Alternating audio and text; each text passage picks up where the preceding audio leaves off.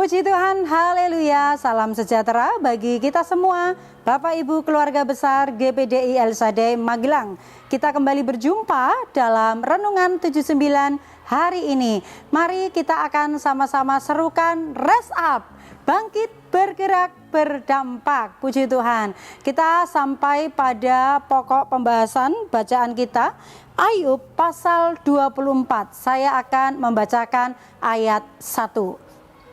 Mengapa Yang Maha Kuasa tidak mencadangkan masa penghukuman, dan mereka yang mengenal Dia tidak melihat hari pengadilannya? Puji Tuhan. Saya memberikan tema hari ini yaitu waktu Tuhan. Observasi yang kita tulis adalah di sini suara hati Ayub tentang kejahatan manusia yang seolah-olah dibiarkan Tuhan. Interpretasinya, benarkah Allah tidak peduli? Benarkah Allah itu membiarkan? Di manakah Allah? Mengapa Allah tidak bertindak? Apa yang menjadi pemikiran Ayub ini, kalau kita melihat, merupakan salah satu dari ungkapan hati Ayub karena dia melihat kejahatan manusia yang semakin merajalela, kejahatan manusia yang sepertinya kok tidak segera mendapatkan pembalasan dari Tuhan. Mengapa Allah tidak bertindak atas kesengsaraan yang menimpa orang-orang yang tidak bersalah? Atau juga mengapa Allah diam saja dan tidak segera menghukum pelaku kejahatan? Jadi pertanyaan-pertanyaan ini ada dan muncul di hati Ayub, ya. Itu tertulis di ayat 2 sampai ayat yang ke-16, ya.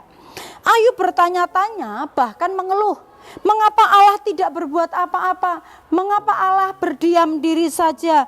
Dia di dalam kebingungannya, seolah-olah Tuhan itu membiarkan ketidakadilan terus merajalela di atas muka bumi ini, ya. Sebenarnya kalau kita boleh belajar dari firman Tuhan, ya, mungkin Ayub mengungkap perasaannya, mengungkapkan pikirannya atau cara berpikirnya karena dia sendiri juga menghadapi orang-orang jahat, atau bahkan di antara sahabat-sahabatnya dia juga dihakimi, gitu ya.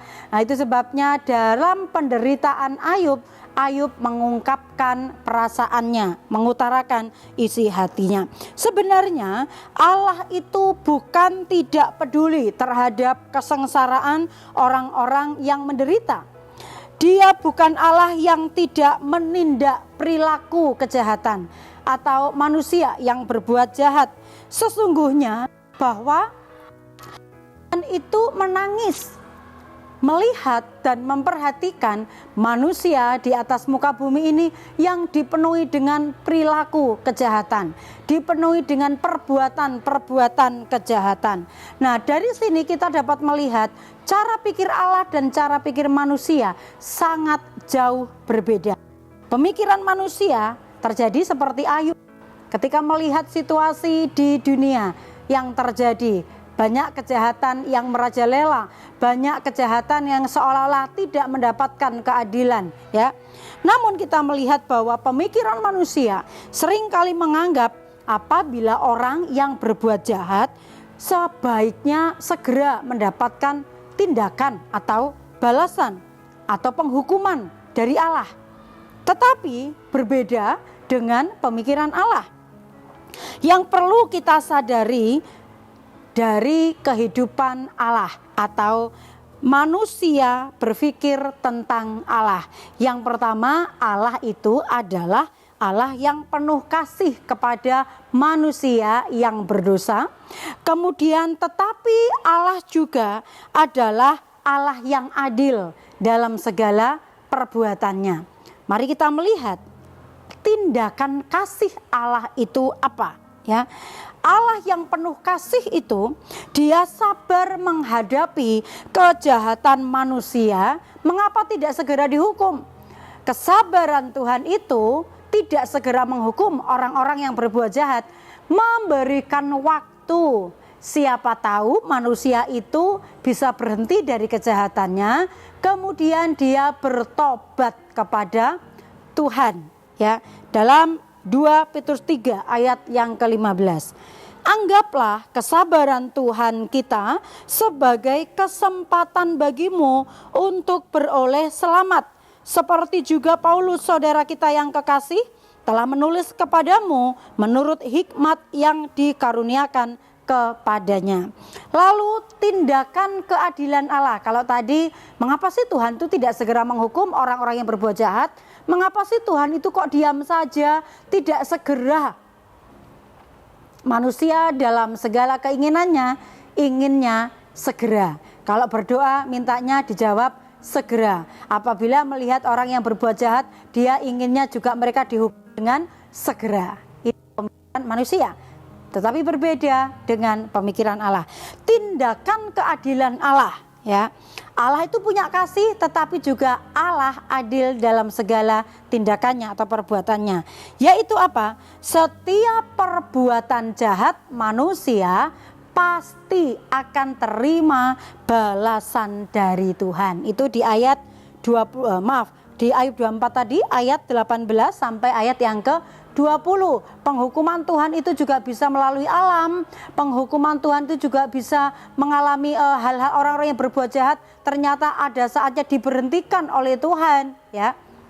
Roma 12 ayat 19. Saudara-saudaraku yang kekasih, janganlah kamu sendiri menuntut pembalasan, tetapi berilah tempat kepada murka Allah, sebab ada tertulis, pembalasan itu adalah hakku, akulah yang akan menuntut pembalasan, firman Tuhan. Jadi percayalah Bapak Ibu, kalau kita melihat orang-orang yang berbuat jahat semaunya, seenaknya ada di sekeliling kita, percayalah kalau suatu hari dengan waktunya Tuhan, Tuhan melakukan pembalasan.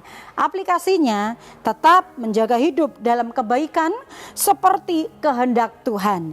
Karena setiap perbuatan pasti akan ada balasan sesuai waktu Tuhan. Mazmur 14 ayat 2 sampai 4a. Tuhan memandang ke bawah dari sorga kepada anak-anak manusia untuk melihat apakah ada yang berakal budi dan yang mencari Allah. Mereka semua telah menyeleweng, semuanya telah bejat, tidak ada yang berbuat baik, seorang pun tidak. Tidak sadarkah semua orang yang melakukan kejahatan? Kalaupun manusia di dunia ini mungkin yang tidak percaya kepada Tuhan, mereka tidak sadar bahwa kejahatan itu pasti akan berakhir. Kejahatan itu pasti akan menerima penghukuman. Tetapi kita yang percaya kepada Tuhan dan tahu firman Tuhan, mari kita selalu sadar setiap hari dan percaya setiap tindakan dan perbuatan kita diperhatikan Tuhan dari sorga. Oleh sebab itu, mari kita percaya setiap apa yang dikerjakan Tuhan itu sesuai dengan waktunya Tuhan.